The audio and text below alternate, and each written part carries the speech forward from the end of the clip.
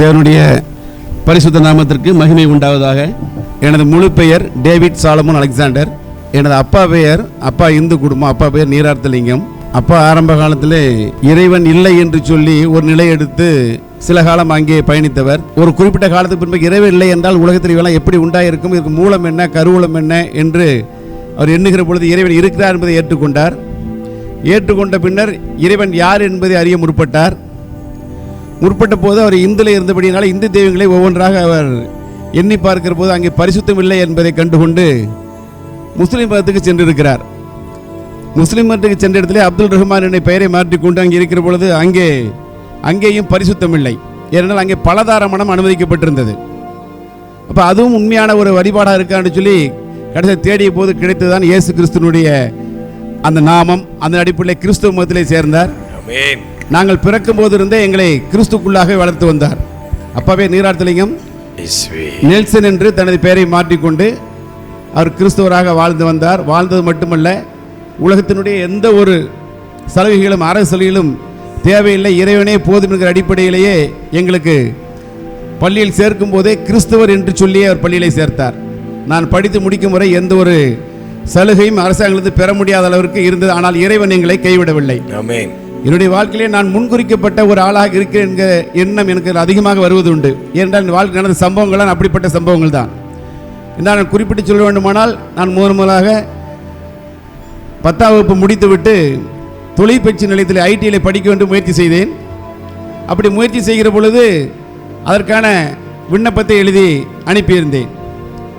அனுப்பியிருந்த காலகட்டத்தில் என்றால் அனுப்புவதற்கு தயார் செய்ய வேண்டும். தயார் செய்து கொடுக்கிற பொழுதுதான் ஜாதி சான்று பெற வேண்டிய ஒரு நிலை இருந்தது, வருமான சான்று பெற வேண்டியது இருந்தது. அதற்காக முயற்சித்த போது அது கிடைத்தது கடைசி நாள். அந்த விண்ணப்பம் அளிக்க வேண்டிய கடைசி நேரம் 5 மணிக்கு தான் சங்கரன் கோயிலே கிடைத்தது. ஆனால் விருதுநகரிலே விண்ணப்பத்தை தர வேண்டும். உடனே புறப்பட்டு சென்றேன். ஆனால் அங்கே அந்த கல்லூரி முதல்வர் 7 மணிக்கு அவர் சென்று விட்டார், இனி வாங்க மாட்டார் என்று சொல்லிவிட்டார்கள். அங்கே நான் ஏற்கனவே அங்கே விருந்தினர் பக்கம் படித்ததனால் என்னுடைய பள்ளி சிநேகர் என்னோடு இருந்து அவரோடு இருந்து உடனடியாக சினிமாவுக்கு சென்று விட்டேன். வீட்டிற்கு தெரியாது, வீட்டிலே கண்டிப்புடன் வளர்க்கப்பட்டவன். அப்பா கண்டிப்பாக வளர்த்து கொண்டிருந்தார். ஆனால் பள்ளி படிப்பில் இருக்கும்போது இந்த பழக்கம் எனக்கு ஏற்பட்டிருந்தது. அதன் அடிப்படையிலே சினிமா பார்க்க சென்று விட்டு கிட்டத்தட்ட 1:30 மணிக்கு வந்தேன். வருகிற பொழுது ஏற்கனவே இருந்த 2 நண்பர்கள் சொன்னார்கள், 9 மணிக்கு முதல்வர் வந்து எல்லோரும் விண்ணப்பத்தை வாங்கி தான் எங்கே சென்றாய் என்று கேட்டார்கள். எனக்கு உள்ளுக்குள்ளே நடுக்கம் இருக்க ஆரம்பித்து விட்டது. அப்போ 9 மணிக்கு நம்ம சினிமா தியேட்டரெல்லாம் உட்காந்து கொண்டிருந்தோம், நமக்கு படிப்பு அவ்வளோதானா என்று சொல்லி திரும்ப வீட்டுக்கு வந்து விட்டேன். வீட்டில் அம்மா கேட்டார்கள். அம்மாவிடம் சொன்னேன், 7 மணிக்கு விண்ணப்பம் வாங்கி நிறுத்தி விட்டார்கள் அம்மா, கொடுக்க முடியும் என்று சொல்லி வந்து விட்டேன்.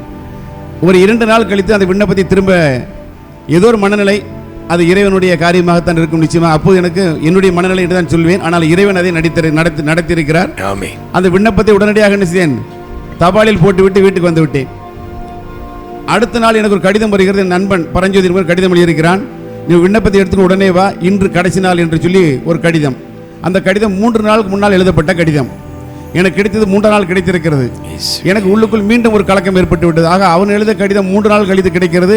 நான் அனுப்பி விண்ணப்பம் நேற்று தான் அனுப்பியிருக்கிறேன், அது எப்படி போய் கிடைக்கும் என்று உள்ளுக்குள்ள ஒரு பெரிய போராட்டம். ஆனால் அந்த விண்ணப்பம் மறுநாள் 4 மணி கொடுக்கப்பட்ட அந்த தபாலில் போய் சேர்ந்து அங்கே சேர்ந்து விட்டது. இப்படி எனக்கு அந்த இடத்துல இடம் கிடைத்தது. அந்த ஐடிஐ படிப்பை முடித்து விட்டு கோயம்புத்தூரில் சென்று சில காலம் வேலை பார்த்து கொண்டு போய் மின்சார வாரியத்தில் வேலைக்கான ஆள் எடுக்கக்கூடிய நிலை வந்தது. எனக்கும் அதற்கான நேர்முக தேர்வுக்காக அழைக்கப்பட்டிருந்தேன். அப்போ நேர்முக தேர்வுக்கு நான் கோயம்புத்தூரில் பணி செய்து கொண்டிருக்கிறேன். அங்கிருந்து கிளம்பி வர வேண்டும். என்னுடைய வீட்டிலே நான் எப்போ சின்ன பிள்ளைகள் நிறைய என்னோடு இருப்பார்கள். நான் தனிமையாக தான் இருந்தேன். ஆனால் சிறு பிள்ளைகளை ரொம்ப பிரியமாக வைத்திருப்பார்கள். என்னை குழந்தை என்றே கூப்பிடுவார்கள். என்னை சுற்றி ஒரு 7-8 சின்ன குழந்தைகள் இருப்பார்கள். அவருக்கு சோறு ஊட்டுவது, அவர்களை தூங்க வைப்பது முதற்கொண்டு எனது வீட்டில் தான் நடக்கும். அந்த அளவுக்கு இருந்தேன். வருகிற பொழுது என்னுடைய அந்த நேர்காணலுக்கான அந்த அழைப்பு சீட்டை அங்கே வைத்திருந்தேன். சிறு பிள்ளைகள் எடுத்து வேறு இடத்தில் வைத்து விட்டார்கள். வியாழக்கிழமை இங்கே நேர்காணலுக்கு வர வேண்டும். நான் செவ்வாய்க்கிழமை வீட்டுக்கு வந்துவிட்டு மறுநாள் வியாழக்கிழமை கிளம்ப வேண்டும் என்பதற்காக நான் எடுத்து பார்க்கிற பொழுது என்னுடைய நேர்காணல் சீட்டு, அதுக்கான அந்த இன்றைக்கு போன கார்டு அங்கே இல்லை. உடனே இரவில் அப்பாவிடம் சொல்லி விருந்தினர் செல்கிறேன், என்னுடைய சான்றிதழ் ஒரிஜினல் அங்கே இருக்குது, வாங்க போகிறேன் என்று ஒரு பொய்யை சொல்லிவிட்டு அம்மாவிடம் மட்டும் உண்மையை கூறிவிட்டு, என் அப்பா வந்து ரொம்ப நேர்மையாளர்கள் அடிப்பாருன்னு சொல்லி திரும்ப கோயம்புத்தூர் போய் திரும்ப எடுத்துகிட்டு வந்தேன். எடுத்துகிட்டு வியாழக்கிழமை காலையில் 10 மணிக்கு இங்கே திருநெல்வேலியில் வந்து இன்டர்வியூ.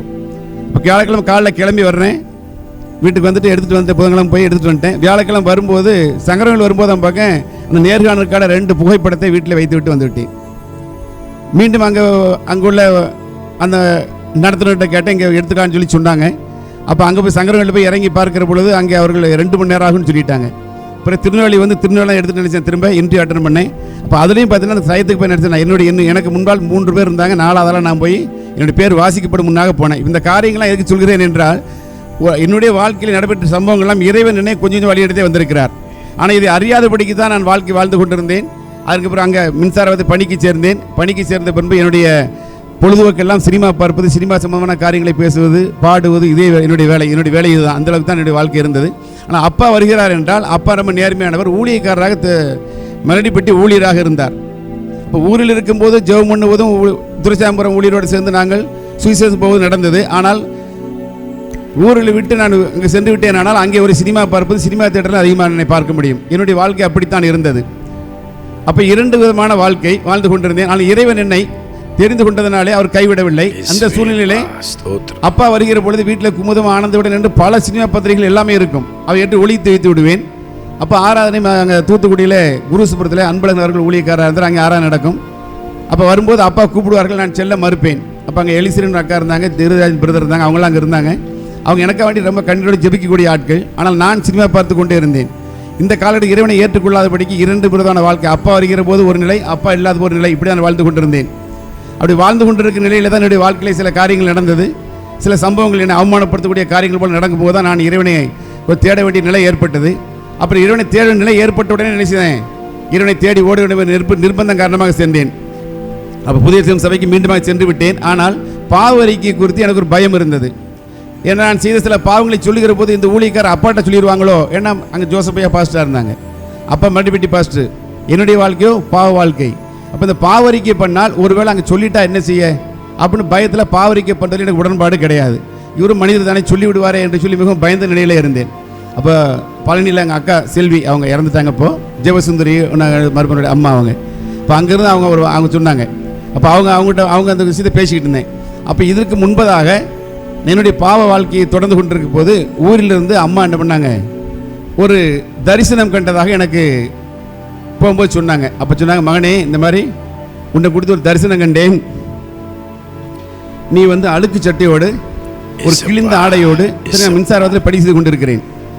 வீட்டுக்கு வருகிறாய். வீட்டு வருகிற பொழுது அப்போது முழுக்கை சட்டை மாதிரி போட்டிருக்கிறேன். அப்போ போட்டுட்டு இருக்கும்போது அம்மா சொல்கிறாங்களாம், சரிப்பா இன்னும் இவ்வளோ அழுக்கு சட்டெல்லாம் போட்டு வந்துருக்கிறேன், போய் கையை கழுவிட்டு சாப்பிடுப்பா அம்மா சொல்கிறாங்க. இப்போ நான் சொல்லுகிறேன், கை இருந்தால் தானே நான் கழுவ முடியும் இன்னும் நான் சொல்லுகிறேன். என்னப்பா சொல்கிறேன் அம்மா சொல்லும்போது என்னுடைய கை இல்லாமல் இருந்திருக்கிறது. அம்மாவுடைய தரிசனம். என்னுடைய கை என்னிடம் இல்லை, முழுக்கை சட்டை போட்டிருக்கேன், அதை மறைத்திருக்கிறேன். அப்போ அம்மா கேட்குறேன், கையை கழுவிட்டாப்பான்னு சொல்லும்போது அப்போ நான் சொல்லுகிறேன், கை இருந்தால் தான்மா நம்ம கழுவ முடியும் அப்படின்னு. அம்மா அழுவதாக, இப்படி ஒரு தரிசனம் கண்டேன், மகனே உன்னுடைய வாழ்க்கையில் ஏதோ தவறு நடந்து செய்து கொண்டிருக்கிறாய், நீ உடனடியாக மனம் திரும்பு, ஆண்டவரிடத்தில் வா என்று சொல்லி அவர்கள் அம்மா அங்கே சொன்னார்கள். அதே நாளிலே 2 நாளிலே பழனியிலிருந்து ஒரு கடிதம் வருகிறது. உன் வாலி பிராகத்திலே உன் சிஸ்டரை நினை. எனது அக்கா அங்கிருந்து கடிதம்.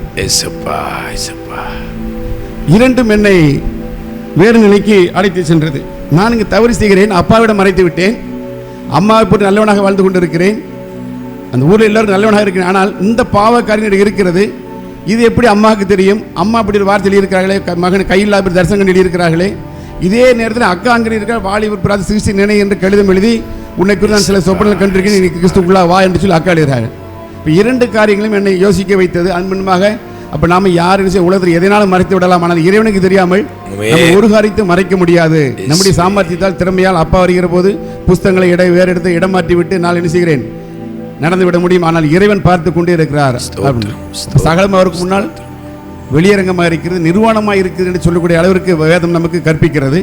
அது அந்த நிலை நான் உணர்ந்த உடனே என்ன செய்தேன், அதுக்காக பாவரிக்கை செய்ய வேண்டும் வருகிற பொழுது இந்த நிலை எனக்கு வருகிறது. பாவரிக்கை செய்தால் அவர் சொல்லிவிட்டால் என்ன செய்வது, சினிமா பார்த்தே சொல்ல வேண்டும், கெட்ட சுவாசத்தில் சொல்ல வேண்டும், வேறு குடிப்பழக்கம் எதுவும் கிடையாது, இருந்தாலும் சில விஷயம் சொல்ல வேண்டியது இருக்கு என்று உள்ளுக்குள்ள முகம் ஐயப்பாடு இருந்தேன். அப்போது அக்கா வரும்போது அக்கா சில்வியா கதை என்ன அடிமை வழி நடத்தினது. அவங்க சொன்னாங்க, ஒன்று வேண்டாம், ஒரு இயேசு கிறிஸ்து வந்து விட்டால் அவன் என்ன செய்கிறான், சுத்தமாகிறான், உடனடியாக பொய் சொல்லுவது கிடையாது, அந்த கெட்ட பழக்கம் விடுதலையாகி விடுகிறான், நீ அறிக்கை செய்ய வேண்டியதானே அப்படின்னு. இல்லை, இயேசு கிறிஸ்து வந்தால் மாறிடுவான் சொன்னால் அவர் சொல்லிட்டா என்ன செய்ய அப்படின்னு. அப்போ அக்கா ஒரு வார்த்தை சொன்னார்கள், தன் கையால் தன் சரீரத்தால் செய்த பாவத்தை ஒரு உள்ளத்திலிருந்து இயேசு கிறிஸ்து எடுத்து போட வல்லவரானால் காதில் கேட்கிற ஊழியருடைய மனதில் எடுத்து போட எவ்வளவு நேரமாகும் என்று என்னை பார்த்து கேட்டார்கள். ஹல்லேலூயா. இந்த வார்த்தை தான் என்னை தொட்ட வார்த்தை. சிகரெட் பிடிக்கிறார்கள், சினிமா பார்க்கிறார்கள், விபச்சாரங்கள், பல்வேறு நிலை குடிக்கிறார்கள். இப்ப சரீரப்பிரகாரம் செய்த பாவத்தையே இயேசு கிறிஸ்து மாற்றி அதை ஒருவனை அவன் முழுமையான மனிதனை மாற்றுகிறார் என்றால், காதால் கேட்ட உன்னுடைய சரீரத்தால், உன்னுடைய கையால், உன்னுடைய வாயால் செய்த பாவங்களை இறைவனுடைய எடுக்கிறார் என்றால், காதால் கேட்ட ஊழியர் மனதில் எடுக்க எவ்வளவு நேரமாகும் என்று என் சகோதரனை பார்த்து கேட்ட இந்த வார்த்தை தான் எனக்கு பாவரிக்கையின் மேலே ஒரு பெரிய நம்பிக்கை கொடுத்த. அதன் அடிப்படையிலே பாவரிக்கை செய்தேன். பாவரிக்கை நான் செய்ய ஆரம்பித்த உடனே 3ஆம் படிப்பு படிக்கும் போது நான் செய்த பாவம் எனக்குள்ளாக இறைவன் காண்பித்தார். வேறொன்றும் இல்லை, அப்பா 4ஆம் கிளாஸ் வாத்தியார், நான் 3ஆம் கிளாஸ் படித்துக் கொண்டிருக்கிறேன். பள்ளியிலே கிராஸ் பண்ணி போனோம். இப்போ பள்ளியில் சிறுபள்ளியாக இருக்கும்போது தங்கவேல்னு ஒரு வாத்தியார் இருந்தார். தங்கவேல் ஒரு வாத்தியார். அவர் என்ன பண்ணார், பள்ளியில் இருக்கும்போது அவருக்கு பீடி குடிக்கிற பழக்கம் உண்டு. அப்போ பள்ளிக்கூடத்தில் இருக்கும்போது பீடி சிகரெட் வாங்கணும், பீடி வாங்கணும், திருப்தி வாங்கணும், யார் எதிர்க்கிறாங்கன்னு சொன்னோடனே நான் வேகமாக கையை தூக்கிட்டேன். சார் நானும் கையை தூக்கிட்டேன். என்னோட மாதேஸ்வரன் ஒரு பையன், தருமபுரி நான் இருந்தது, 2 பேரும் போயிட்டு திரும்ப வருகிறோம். திரும்ப வரும்போது என் கையில் பீடி, வெட்டும்புளின்னு அவன் மேலே வெட்டும்புளி தீப்பெட்டி, என் கையில் இந்த பூமாருக்கு ஏதோ ஒரு பீடி கையில் வச்சுருந்தேன். இப்போ பள்ளி கிராஸ் பண்ணி போது அப்பா அங்கேருந்து பார்த்துட்டாங்க. அப்பா பார்த்துட்டு, அலெக்சாந்தர் இங்கே வா அப்படின்னாங்க. அப்போ ஸ்கூலில் வச்சு நான் வந்து அப்பான்னு சொல்லக்கூடாது, சார் அப்படின்னு, இங்கே வா அப்படின்னாங்க. கையில் என்னது பீடி. யாருக்கு அப்படி, தங்கவேல் சாருக்கு அப்படின்னு. நேராக தலைமை ஆசிரியர் கூட்டி சென்றார். கூட்டி சென்று அவர் உடனே என்ன செய்தார்கள், சார் ஒரு 5 நிமிடம் என் மகன்கிட்ட நீங்கள் தனியாகிட்ட ஒப்படைக்கணும் அப்படின்னு. தலைமை ஆசிரியர் என்னை அப்பா கூப்பிட்றாரு போ அப்படின்னாங்க. அப்பா கூப்பிட்டு நேரம் எங்கே கூப்பிட்டதுன்னா தேசிய குடி பழக்க நடந்த எம்டி கிரவுண்ட் அங்கே வந்தாங்க. ஒரு கம்பை எடுத்து அடித்தார்கள். என்றால் மலம் கிழிக்க வரை அடித்தார்கள். பீடி என்னை கையில் பிடிச்சதுக்காக அடித்தாங்க. அடிச்சுட்டு இப்போ நேராக ஹெட் மாஸ்டர் போய் அந்த வாத்தியாரை கூப்பிட்டு வர சொன்னாங்க. அவர் வந்தார், சார் மன்னிச்சுங்க அப்படின்னு. வாத்தியாருங்க தமிழ் வார்த்தை கிடையாது, உபாத்தியாயர் என்று அர்த்தம். உபாத்தியாயர்னா உபாயை சொல்லிக் கொடுக்குற உபாத்தியாயர். அப்போ பிள்ளைகளுக்கு சொல்லிக் கொடுக்க உபாத்திய வழி இதுதானா அப்படின்னு சொல்லி அவர் ரொம்ப மன்னிப்பு கேட்டார். இந்த 3 வயதில் அப்பா என்ன எடுத்து அடி, இன்று வரை நான் பீடி சீட்டை தொட்டதும் கிடையாது. என் வீட்டில் அத்தனைக்கும் சினிமா பார்த்து தான் அழைக்கிறேன். ஆனாலும் என் வீட்டில் யாரும் பீடி சீட்டு உட்கார, வண்டியில பீடி சீட்டை உட்கார வைக்க மாட்டேன். இப்போ பிள்ளையானவனை நடத்த வேண்டியது நடத்து, முதிர்வதையும் விடாத இருப்பான்ங்கிற அந்த வார்த்தை எனக்கு மிகவும் ஒரு பிடித்த வார்த்தை. அது என்னுடைய வாழ்க்கையில் நான் அனுபவித்த வார்த்தை. இப்போ அந்த மாதிரி இருக்கும்போது தான் இயேசு கிறிஸ்து திரும்ப ஏற்றுக்கொண்டு என்ன பண்ண முழுமையாக திரும்பமாக நான் அங்கே இறைவனுக்கு ஒப்பு கொடுத்த ஒரு வாழ்க்கை வாழ்ந்தேன். இறைவனை எடுத்து பயன்படுத்தினார். அது மட்டும் இல்லை, மின்சாரத்தில் பண்ணிக்கிற போது நேர்மையாக இருக்க எனக்கு அனுகிரகம் செய்தார். என்னுடைய காலத்தில் என் போன்ற சில பேர் நேர்மையாக இருந்தார்கள். ஆனால் 99ஆம் ஆண்டு அப்போ உள்ள மாவட்ட ஆட்சியர் மூலமாக பொதுத்துறை நேர்மையான பணியாளர்களுடைய விருது எனக்கு அளிக்கப்பட்டது. அந்த விருதை நான் போகும்போது இறைவனை மகிமைப்படுத்தி பேசக்கூடிய ஒரு சந்தர்ப்பம் எனக்கு அதிகமாக கிடைத்தது. இவெல்லாம் எருசலேமுக்குள்ள நடந்த காரியங்கள். எருசலேம் வரும் முன்னாளாக ஒரு பாவியாக இருந்தேன். அப்பாவுக்கு தெரியாமல் மறைத்தேன், இறைவனுக்கு முன்னால் மறைக்கப்படவில்லை. ஆனால் முன்குறிக்கப்பட்ட நிலை இருப்பதனால என்னுடைய படிப்பாகட்டும், என்னுடைய வேலைத்தன்மையாகட்டும் எல்லாம் இறைவனை வழிநடத்தி கொண்டே வந்திருக்கான். இப்போது நான் அதிகமாக சிந்தித்து பார்த்தேன். அந்த அடிப்படையில் அந்த வருடம் அதுக்கு பிறகு தொடர்ந்து மின்சார வாரியத்திலே பணிபுரிந்து தொடர்ந்து பல்வேறு நிறுவனங்கள் மூலமாக, பல்வேறு அமைப்புகள் மூலமாக நேர்மைக்கான விருதுகளை நான் தொடர்ந்து பெற்றுக்கொண்டே வந்திருக்கிறேன். கடந்த 30 ஆண்டுகளில் நான் பணி ஓய்வு பெற்றிருக்கிறேன். தொழிற்சங்க பணியிலும் இருந்து கொண்டிருக்கேன். இந்த நிலையில் தான் நான் ஊழியராக அழைக்கப்பட்டு, ஏற்கனவே ஐயா அவர்கள் போன் செய்து சொன்னார், இந்த மாதிரி உங்களை குறித்து ஐயா எழுதி வைத்திருக்கிறார்கள், வாருங்கள் சொன்னார்கள். இந்த ஊழியராக நின்று கொண்டிருக்கிறேன். தவறுகள் நம்மால் மனிதத்தை மறைக்க முடியும், இறைவனிடத்தில் ஒருவரும் மறைக்க முடியாது. ஒரு மனிதனை இறைவன் முன்குறித்து விட்டார் என்றால் அவன் எங்கு சென்றாலும் இறை நிச்சயமாக இழுத்து கொண்டு வருவார். இப்ப நாம் இங்கிருந்து அமர்ந்திருக்கிறோம், நம்முடைய வாழ்க்கை திரும்பி பார்த்தோமானால் நிச்சயமாக இறைவனுக்கு நமக்கு சம்பந்தமில்லா வாழ்க்கை நம்ம இருந்திருக்க கூடும். இறைவனை அரிதாமல் வாழ்ந்திருக்க கூடும். ஆனால் இறைவன் இங்கே இந்த நாளில் இந்த இறைவன் நேரத்திலே உலகம் உறங்கி கொண்டு இந்த நேரத்திலே நாம் இறைவனுக்காக நம்ம உறங்காத ஒரு இறைவனை நோக்கி நாம் அமர்ந்து கொண்டிருக்கிறோம் என்றால் நிச்சயமாக நாம் முன்குறிக்கப்பட்ட ஆத்துமாக்கள் நாம் நிச்சயமாக தைரியமாக சொல்ல முடியும். ஹல்லேலூயா. இறைவன் முன்குறிக்காவிட்டால் நாம் இங்கே அமர்ந்திருக்க முடியாது. இது ஒரு பெரிய ஒரு சிலாக்கியமான காரியம். இதை நான் அதிகமாக உணர்ந்தபடினாலே இந்த வார்த்தையினாலே உங்களுக்கு சொல்ல வேண்டிய ஒரு சந்தர்ப்பத்தை எனக்கு கொடுத்திருக்கார். இறைவனுக்கு அதிகமாக நன்றி செலுத்துகிறேன். என்னுடைய ஊழிய பாதையிலே நான் தொடர்ந்து பயணம் நல் பயணம் செய்ய முடியாகவும் என்னுடைய ஊழியத்தில் என் வல்லமைகளை தரும்படியாகவும் எனக்காகவும் ஊழியத்துக்காக ஜெபித்துக் கொள்ளுங்கள். இறைவன் நம்மோடு இருக்கிறார், அவர் முன்குறித்திருக்கிறார், அழைத்து வந்திருக்கிறார், மேன்மைப்படுத்துவார், மகிமைப்படுத்துவார். கர்த்தர் கொடுத்த அருமையான வாய்ப்புக்காக நன்றி கூறி வார்த்தை இயேசு நாமத்திலே முடித்துக் கொள்கிறேன். ஆமென். ஹல்லேலூயா.